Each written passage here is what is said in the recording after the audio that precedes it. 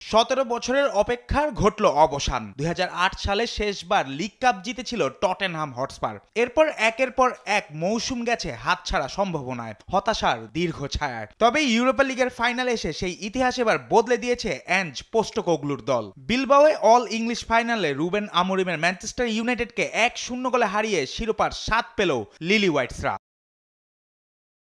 ম্যাচের প্রথমার্ধে বল দখল ও আক্রমণে এগিয়ে ছিল ইউনাইটেড, কিন্তু 42 মিনিটে ঘটে যায় এক নাটকীয় মোড়। পাপে সারের পাঠানো ক্রস সামলাতে গিয়ে বিপাকে পড়েন লুক শ।